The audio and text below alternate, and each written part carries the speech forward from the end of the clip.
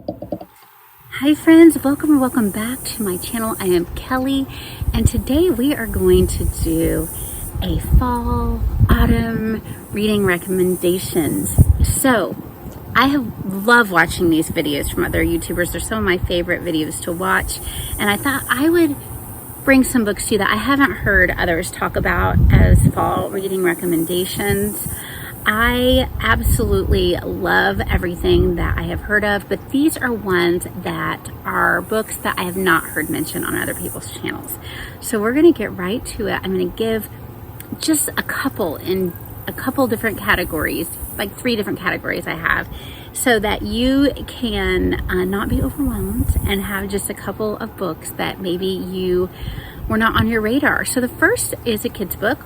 I'll give you 2 kids books today. Is The Courage of Sarah Noble. This was a Newbery Medal winner, and it's by Alice Dalgliesh, I think is how you say her name. I may be getting that wrong. And this gives me Thanksgiving vibes, even though it's not a Thanksgiving story, because of the cooperation between these white settlers and their Native American friends. So little girl Sarah goes with her dad. He is trying to find a new place for them to live. They have to leave the rest of the family behind and till they are established. And so Sarah's alone with her father, and he actually has to leave her at one point. And so she stays with this Native American family and just becoming friends. They're so kind to her. They show her so much love. And I think it's just a beautiful kids book. And also, I would also recommend this as one of your early chapter books to introduce to a child when they are an emerging reader, when they're getting to the stage where they're not just reading their phonics books and just shorter words on a page, just starting to read a chapter book. I think this is a great one for emerging readers. And the next more middle grade book that I have to mention is The Penderwicks on Gardam Street. I just finished this with my family yesterday. It's by Jean Birdsall, and the Penderwicks are 4 little girls ranging from, I think the oldest at this point is in 7th grade to their youngest little girl Batty, who is so cute, and they have a dog named Hound, and their dad, single dad, their mom has passed away, and how they get in and out of scrapes. They can be a bit mischievous, but I think that she works the mischievousness they can do to the advantage. I think that they just have such heart for each other. I like how each of the sisters have such an individuality, but you see each of them work together at different times. You know, you have one that just wants to love writing and one that wants to love science, and they're so unique and interesting. And you know, it's funny because like the ones in the middle almost have their careers worked out more than the oldest does, it seems like. And so not just your absolute stereotypical situation. I really recommend it, and this is taking place in the autumn, so it's perfect. All right, mysteries. For cozy mysteries, I love Julie Anne Lindsey. I've talked about her before. Her favorite series that she wrote was the Seaside Cafe mysteries, Little Tea Shop. They're my favorite cozy mysteries of all time. But I really like the Apple Cider Slaying series as well. This one, I know you can see that there's Christmas decorations in the front, but this is happening actually right after Thanksgiving for the first one.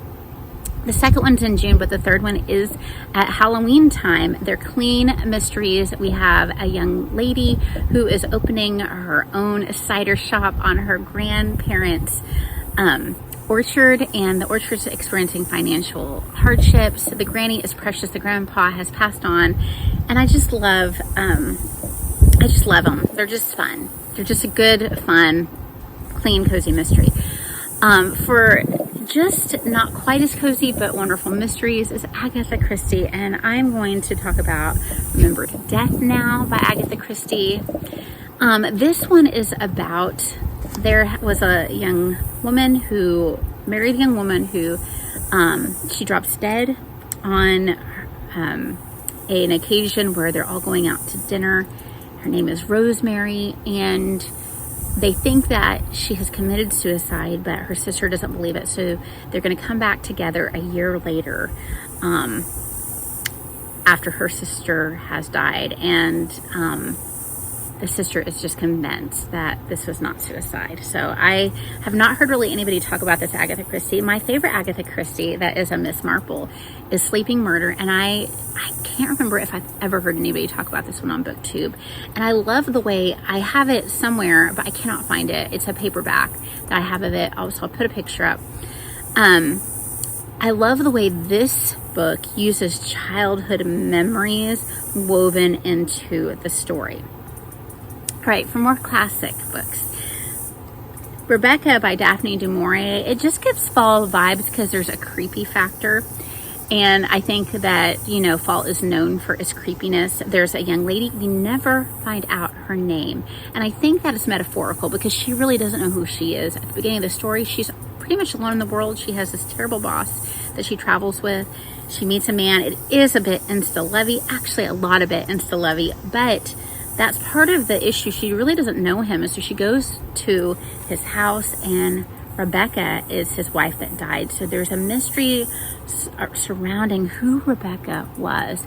And also this book is a lot about her jealousy over Rebecca because she doesn't seem to think she can measure up to who Rebecca was. She was beautiful. She was smart, and, you know, everyone seemed to love her. And this book pulls some punches on us.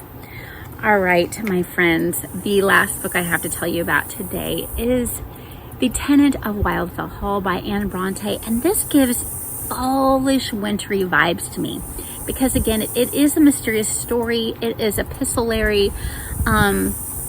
A woman and her son move into a neighborhood. We don't really know why she's there. She doesn't really want to interact too much. So a lot of this, you know, like I said, it's very epistolary, being told through letters. And so this man, like, he's starting to fall in love with her, really loves the son as well, but she's holding him at arm's length, and we need to figure out why that is.